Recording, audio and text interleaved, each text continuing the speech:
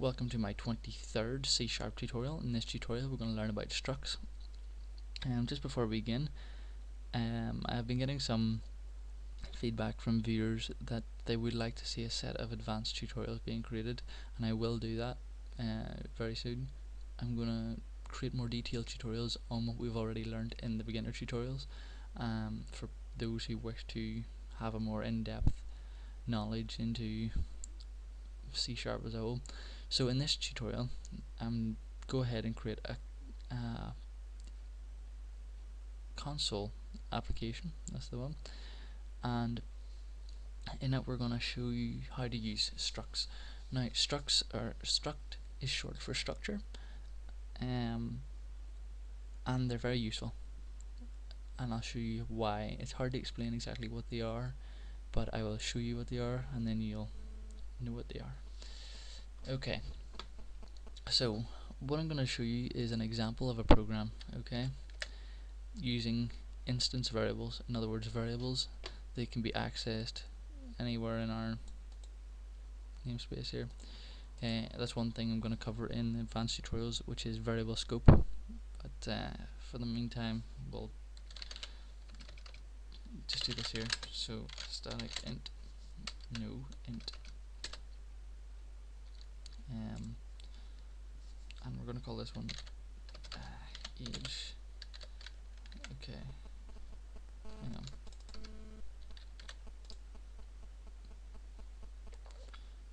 Oh, duh. Sorry, in here, int age,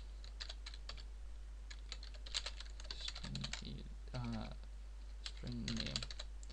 Okay, so here we've created a variable, an instance variable called age and one called name. Okay, so say we go ahead and set our age equals Ted, and our age doesn't equal Ted, our name equals Ted.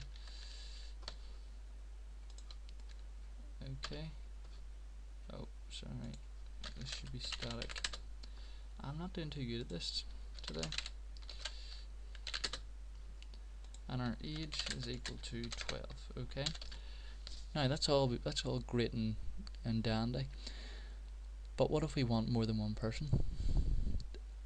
We can't use any previous details. So if I want to create another person, and there equals to John, and their age equals 31, this overwrites this. You will no longer be able to access these values. So if you want to have more than one person, you're in a bit of trouble. So structs are a way around this.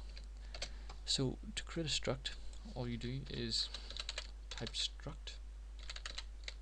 Yes, that easy, and call it person. Now this is your name of your struct. You can call it whatever you want. I'm just calling it person. Okay, so in struct we write public because it's going to be accessible. That's pretty much all you need to know. And we give it a name, or variable type, so string, and then name, and then public int age. Okay, so there we've created a struct. It's pretty much similar to the instance variable, only we've changed static to public, and we've put it inside a struct body. Okay, now to allocate the struct to an object, we write the struct name, which is person, and we give the object a name, so person1. Okay, so person1 dot name equals Ted, person1 dot age equals 12. Okay, now that is set name and age to Ted and 12. Now if we want another person, we type person 2 person 2 person2.name equals John, person2.age equals 31. Now, okay, we've added this little bit onto the front, but it won't overwrite the variables. Each person stores its own name and age, or whatever variables you put in this, and I'll illustrate that.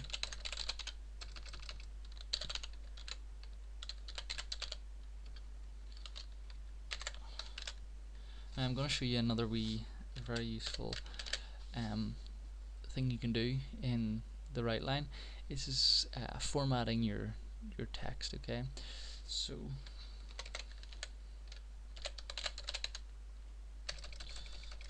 first person name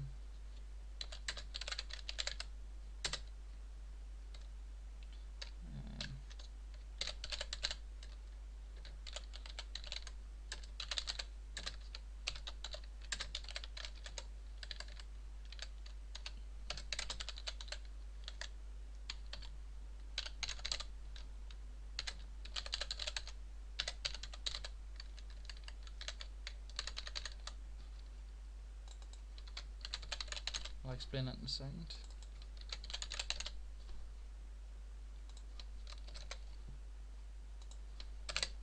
Okay, this is a very useful feature in C#, and I think it's done better in C# than in languages such as Java and stuff, which C# is based off. What this does is you can write out your string, okay, and then you put in 2 brackets and then a number in them, okay. Now, as it's a computer, it starts at 0 and then counts upwards. So once you've finished your string, put a comma and your variable, and the first one is 0, the second one is the number 1, the third one is 2, and so on and so forth. Okay, but what it does is it replaces this with the contents of the variable, and it'll replace this with the contents of this variable. Now in other languages it would be like this. Say for example percent at percent at in Objective-C for example. Okay, and say I wanted to use the person name twice, I would have to do person1 name twice, but this is better because I can just type in the number and it will know which one, but that's only for geeks who want to know that kind of stuff. Anyway, you'll see what I mean here whenever this happens, whenever this runs.